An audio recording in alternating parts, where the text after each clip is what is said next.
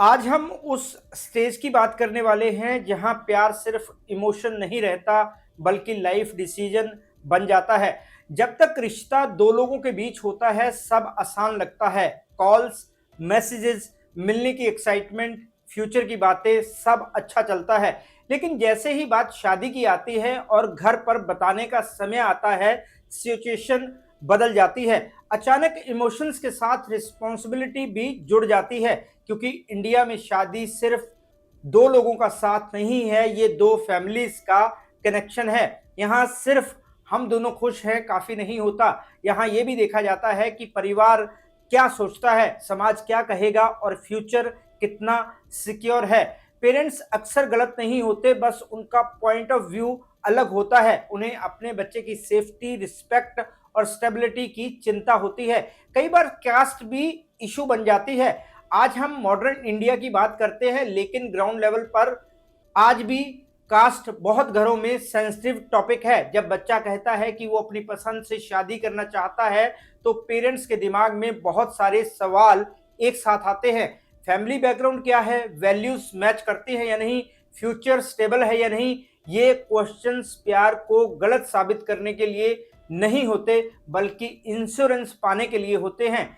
यहीं से real test शुरू होता है। लॉन्ग टर्म रिलेशनशिप में कमिटमेंट स्ट्रांग होता है, लेकिन शादी का डिसीजन उस कमिटमेंट को पब्लिक और परमानेंट बना देता है। अब बात सिर्फ दो लोगों की अंडरस्टैंडिंग की नहीं रहती, बल्कि दो फैमिलीज के कंफर्ट की भी हो जाती है। अगर बात सही तरीके से की जाए, सही टाइम चुना जाए और पार्टनर की क्वालिटीज क्लियरली बताई जाए, तो विरोध धीरे धीरे कम हो सकता है। इमोशंस जरूरी हैं, लेकिन मैच्योरिटी उससे भी ज्यादा जरूरी है। इस वीडियो का पर्पस किसी को ब्लेम करना नहीं है, ना ही पेरेंट्स को गलत कहना है और ना ही सोसाइटी को। पर्पस सिर्फ ये समझना है कि सिचुएशन को हैंडल कैसे किया जाए। अगर प्यार सच्चा है तो उसे प्रूव करने का तरीका भी स्मार्ट होना चाहिए। रिस्पेक्ट के साथ बात करना, क्लियर फ्यूचर प्लान दिखाना, फाइनेंशियल स्टेबिलिटी बताना, ये सब बातें ट्रस्ट बिल्ड करती हैं। क्योंकि आखिर में पेरेंट्स अपने बच्चों की खुशी ही चाहते हैं। बस उन्हें भरोसा होना चाहिए कि डिसीजन सोच समझ कर लिया गया है।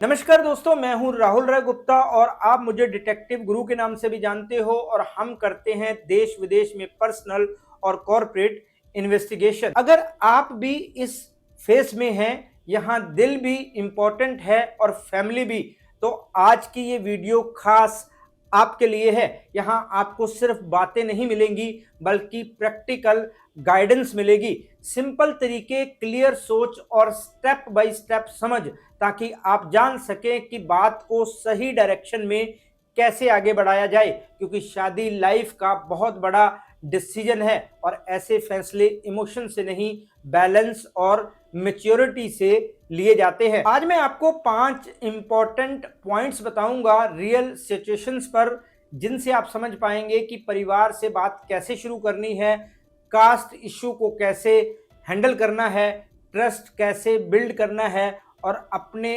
रिलेशनशिप को स्ट्रॉन्ग तरीके से कैसे प्रेजेंट करना है। तो चलिए शुरू करते हैं।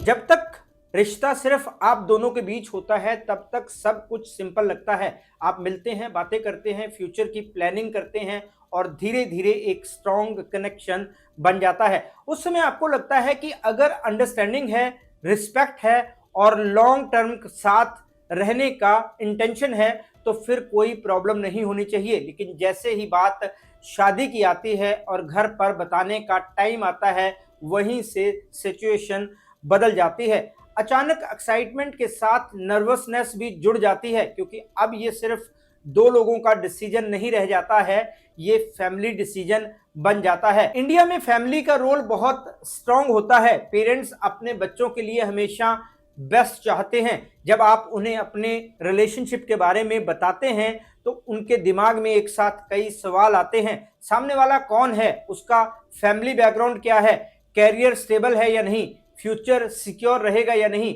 कई बार हमें लगता है कि ये अननेसेसरी क्वेश्चंस हैं, लेकिन असल में ये उनके कंसर्न का तरीका होता है। उन्हें डर होता है कि कहीं आप इमोशनल डिसीजन तो नहीं ले रहे। इसलिए इस स्टेज पर सबसे ज़रूरी चीज़ है तरीका। अगर आप अचानक अनाउंस कर देंगे कि मैंने डिसाइड कर लिया है, बस शादी इसी से करूँगा या करूँगी, तो पेरेंट्स को शॉक लगेगा। शॉक से रिएक्शन स्ट्रांग आता है। बेटर अप्रोच ये है कि बात को स्टेप बाय स्टेप आगे बढ़ाया जाए। पहले उनकी सोच समझिए, कैजुअल डिस्कशन शुरू कीजिए, जैसे पार्टनर में उनके लिए क्या क्वालिटीज इंपॉर्टेंट है। फिर धीरे धीरे अपने पार्टनर के बारे में उनको बताइए, उनकी पॉजिटिव बातें शेयर कीजिए, उनकी रिस्पॉन्सिबिलिटी, नेचर और फ्यूचर प्लानिंग के बारे में क्लियर पिक्चर दीजिए। जब पेरेंट्स को लगेगा कि डिसीजन सोच समझ कर लिया गया है, तो उनका ट्रस्ट धीरे धीरे बिल्ड होगा। टोन बहुत मैटर करती है। अगर आप रिस्पेक्ट के साथ बात करेंगे और ये दिखाएंगे कि आप उनकी राय को वैल्यू देते हैं, तो कन्वर्सेशन ओपन रहेगी। ये वो स्टेज है यहाँ पेशेंस, क्लियरिटी और मैच्योरिटी काम आती है। अगर शुरुआत सही हो जाए तो आगे की जर्नी काफी स्मूथ हो सकती है। जब बात शादी तक पहुंचती है तो बहुत घरों में सबसे जल्दी सामने आने वाला सवाल होता है, जाति क्या है। हम मॉडर्न इंडिया की बात करते हैं, लेकिन सच ये है कि बहुत सी फैमिलीज में कास्ट अभी भी सेंसिटिव टॉपिक है। पेरेंट्स के लिए ये सिर्फ एक लेबल नहीं, बल्कि उनकी ट्रेडिशन, सोशल सर्कल और फैमिली आइडेंटिटी से जुड़ा होता है। इसलिए जब कोई अपनी पसंद से शादी करना चाहता है और कास्ट डिफरेंट होती है, तो रिएक्शन इमोशनल हो सकता है। इस स्थिति में सबसे बड़ी गलती ये होती है कि हम तुरंत डिफेंसिव हो जाते हैं या झगड़ा शुरू कर देते हैं। इससे केवल विवाद बढ़ता है। सही तरीका यह है कि शांत रहकर सिचुएशन को समझें और पेरेंट्स के डर को एक्सेप्ट करें। अक्सर उनका कंसर्न सोसाइटी और फैमिली एडजस्टमेंट से जुड़ा होता है। वो सोचते हैं कि फ्यूचर में कल्चरल डिफरेंस से प्रॉब्लम आएगी या रिलेटिव्स में ऑकवर्ड सिचुएशन होगी। ये डर चाहे सही हो या ओवरथिंकिंग, इग्नोर नहीं किया जा सकता। स्मार्ट अप्रोच ये है कि कन्वर्सेशन को आर्ग्यूमेंट में बदलने की बजाय अंडरस्टैंडिंग से हैंडल किया जाए। सबसे पहले पार्टनर के पॉजिटिव पॉइंट्स और रिस्पॉन्सिबिलिटीज हाईलाइट करें। दोनों फैमिलीज की ट्रेडिशंस और वैल्यूज को समझकर उनके डिफरेंसेस को डिस्कस करें। यह दिखाएं कि आपने इमोशन के साथ साथ प्रैक्टिकल प्लानिंग भी की है। जब पेरेंट्स को लगेगा कि डिसीजन थॉटफुल है, ना कि इम्पल्सिव, तो उनकी नाराजगी धीरे धीरे कम हो सकती है। पार्टनर का बिहेवियर भी मैटर करता है। अगर वो फैमिली के सामने रिस्पेक्ट और मैच्योरिटी दिखाए, तो पेरेंट्स का डाउट कम होता है। वहीं अगर पार्टनर डिफेंसिव या जल्दी रिएक्ट करने वाला हो, तो सिचुएशन और मुश्किल हो सकती है। धीरे धीरे स्मॉल स्टेप्स में फैमिली को इन्वॉल्व करें, फेस्टिवल्स और फंक्शंस में शामिल करें, ताकि ट्रस्ट और कंफर्ट बिल्ड हो। याद रखिए, कास्ट इश्यू हमेशा रुकावट नहीं बनता। सही तरीके से हैंडल किया जाए, समझदारी दिखाई जाए और पेशेंस रखे जाएं, तो पेरेंट्स का डर फेड हो सकता है। लॉन्ग टर्म कमिटमेंट के लिए ये स्टेप बहुत इंपॉर्टेंट है, क्योंकि रिस्पेक्ट, अंडरस्टैंडिंग और ट्रस्ट के बिना शादी और रिलेशनशिप लंबे समय तक नहीं चल सकते। इस तरह कास्ट टॉपिक को फाइट के रूप में नहीं, बल्कि समझ और प्लानिंग के साथ अप्रोच करने से आपका रिलेशनशिप मजबूत और फैमिली भी सपोर्टिव बन सकती है।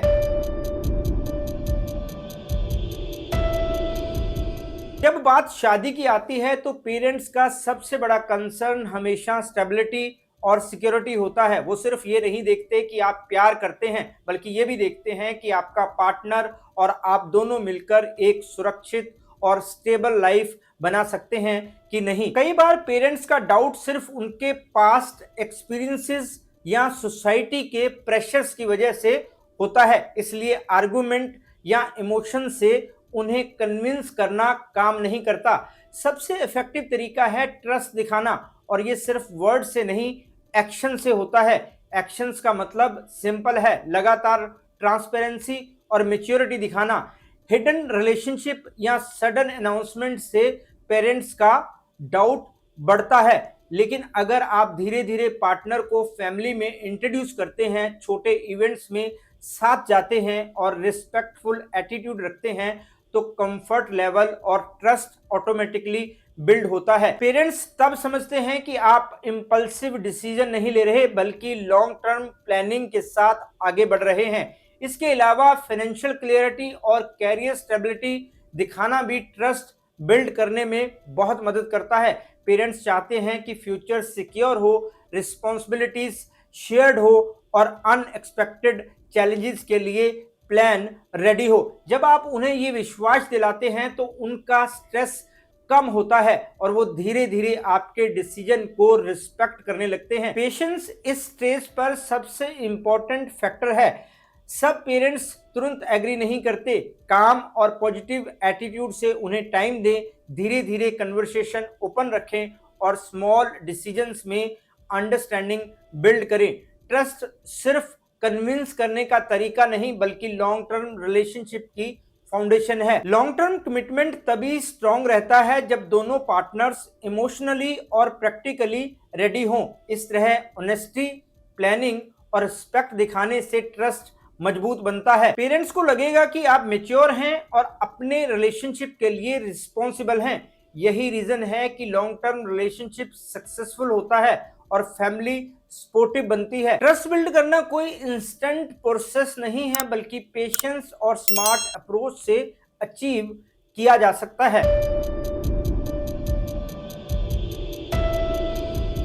कई बार सिचुएशन ऐसी हो जाती है कि परिवार पूरी तरह रिलेशनशिप के खिलाफ खड़ा हो जाता है। रियलिटी ये है कि हर स्टोरी हैप्पी एंडिंग वाली नहीं होती। कुछ फैमिली समय के साथ मान जाती हैं, कुछ सालों तक विरोध करती हैं और कुछ कभी नहीं मानती। ऐसी सिचुएशन में इमोशनल प्रेशर बहुत हाई हो जाता है। कभी कभी एक्सट्रीम केसेस में parents emotional blackmail, social pressure, धमकियां या कैरेक्टर क्वेश्चनिंग तक कर सकते हैं। ऐसे समय में रिएक्शन गुस्से में नहीं होना चाहिए। सबसे जरूरी चीज है मैच्योरिटी और प्रैक्टिकल अप्रोच।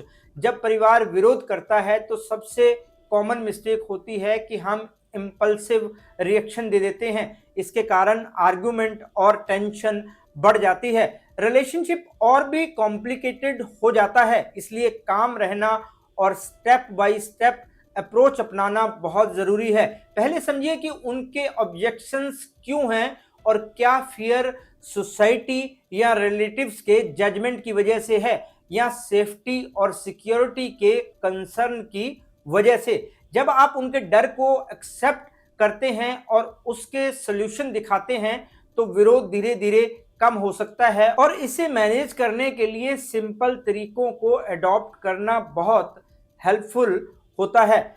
मीडिएटर या सीनियर फैमिली मेंबर को इन्वॉल्व करें जो दोनों फैमिलीज के बीच कम्युनिकेशन स्मूथ कर सके।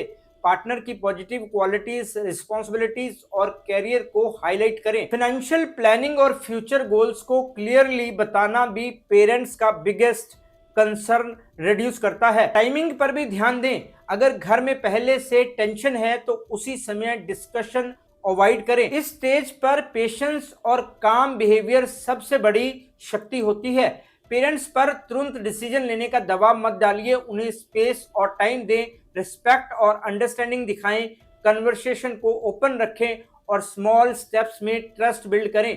कई बार देखा गया है कि लगातार मैच्योरिटी और थॉटफुल अप्रोच फैमिलीज का प्रोस्पेक्टिव धीरे धीरे बदल देता है। अगर परिवार पूरी तरह विरोध करता है तो डिसीजन केवल इमोशनल नहीं होना चाहिए। प्रैक्टिकल प्लानिंग, क्लियर कम्युनिकेशन और म्यूचुअल रिस्पेक्ट से कई चैलेंजिंग सिचुएशन भी मैनेज हो सकती हैं। रिलेशनशिप को स्ट्रॉन्ग बनाना पॉसिबल है, लेकिन इसके लिए पेशेंस, अंडरस्टैंडिंग और लॉन्ग टर्म विजन जरूरी है।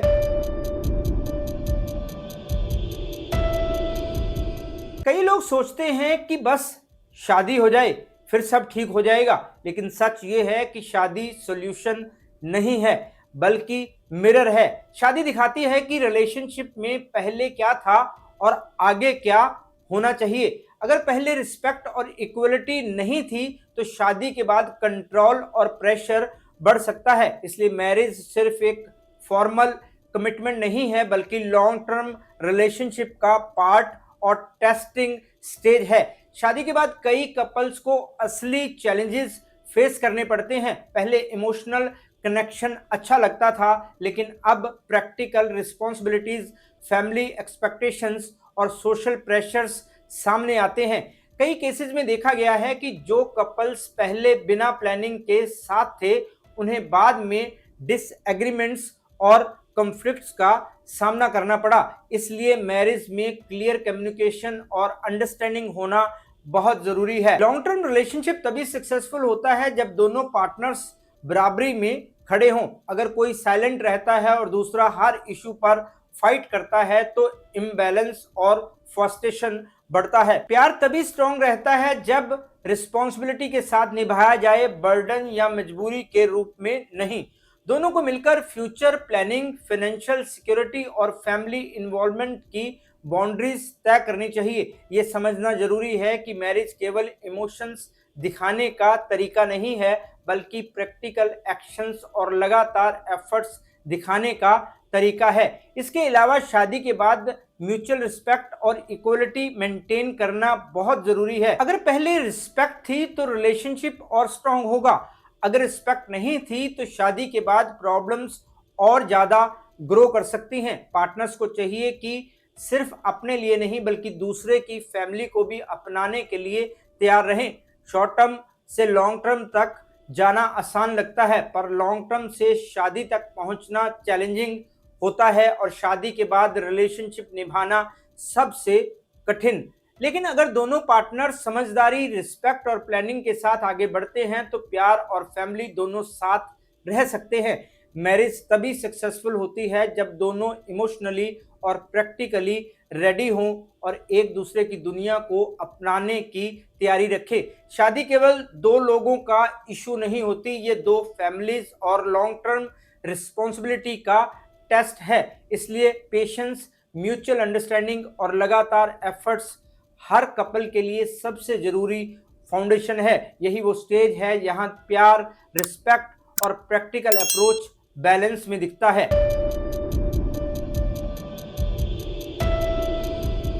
प्यार सिर्फ दो लोगों का मामला नहीं होता, ये दो परिवारों, उनकी वैल्यूज और सोसाइटी के नजरिए से भी जुड़ा होता है। इंडिया में रिलेशनशिप सिर्फ पर्सनल नहीं रहते, ये सोशल और कल्चरल एक्सपेक्टेशंस के साथ भी चलते हैं। यही वजह है कि जब रिश्ता शादी तक पहुंचता है तो इमोशंस, रिस्पॉन्सिबिलिटीज और प्रैक्टिकल चैलेंजेस सभी सामने आते हैं। इसे सिर्फ महसूस करना ही काफी नहीं होता, इसे समझदारी और प्लानिंग के साथ निभाना पड़ता है। रिलेशनशिप तभी मजबूत होता है जब दोनों पार्टनर्स सिर्फ अपनी फीलिंग्स पर भरोसा ना करें बल्कि परिवार, वैल्यूज और म्यूचुअल रिस्पॉन्सिबिलिटीज को भी समझे। रिस्पेक्ट, ऑनेस्टी और ट्रस्ट इस जर्नी के सबसे इंपॉर्टेंट पिलर्स हैं। इमोशनल कनेक्शन जरूरी है, लेकिन साथ में कम्युनिकेशन, प्लानिंग और रिस्पॉन्सिबिलिटी भी जरूरी है। फैमिली के साथ ओपन और थॉटफुल कम्युनिकेशन रिलेशनशिप को मजबूत बनाती है। पेरेंट्स के डाउट्स और कंसर्न्स को एक्सेप्ट करना, पार्टनर की पॉजिटिव क्वालिटीज और कैरियर स्टेबिलिटी को हाईलाइट करना और लगातार सही व्यवहार दिखाना लॉन्ग टर्म ट्रस्ट बिल्ड करने में मदद करता है। चैलेंजेस इस जर्नी का हिस्सा हैं। कभी अड़चनें आएंगी, कभी रोक टोक होगी और कभी प्रेशर इतना बढ़ सकता है कि सिचुएशन इमोशनली हैवी लगने लगे। लेकिन ये स्टेज यह तय करता है कि रिश्ता कितनी मजबूती से आगे बढ़ेगा। स्मार्ट अप्रोच, पेशेंस और मैच्योरिटी से हर डिफिकल्ट सिचुएशन मैनेजेबल बन सकती है।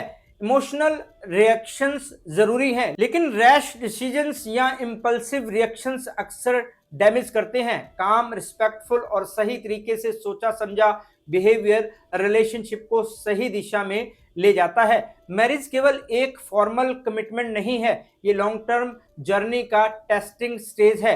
ये दिखाता है कि पार्टनर्स अपने इमोशंस, रिस्पॉन्सिबिलिटीज और कमिटमेंट्स को कितना बैलेंस कर सकते हैं। रिस्पेक्ट और इक्वलिटी के बिना शादी सिर्फ सरफेस लेवल होती है और लव, प्रेशर या बर्डन में बदल सकता है। इसलिए रिलेशनशिप को सक्सीड करने के लिए दोनों पार्टनर्स को अपनी रिस्पॉन्सिबिलिटीज, कम्युनिकेशन और अंडरस्टैंडिंग को बराबरी के साथ मेंटेन करना जरूरी है।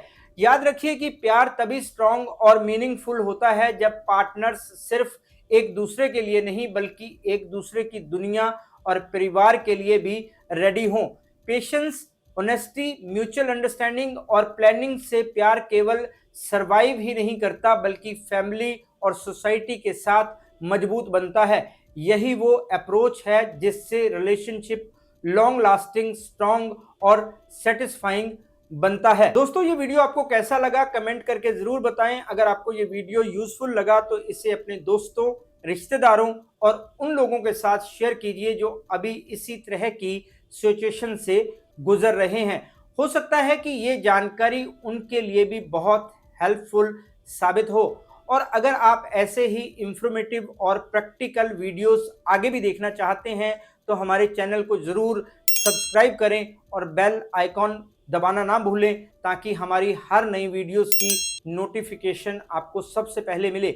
आज बस इतना ही। मैं आपसे फिर मिलूंगा जानकारी से भरपूर एक और वीडियो में, जिसमें हम ऐसे ही प्रैक्टिकल टिप्स और रियल लाइफ एग्जांपल्स डिस्कस करेंगे।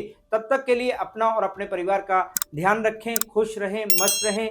जय हिंद। डिटेक्टिव गुरु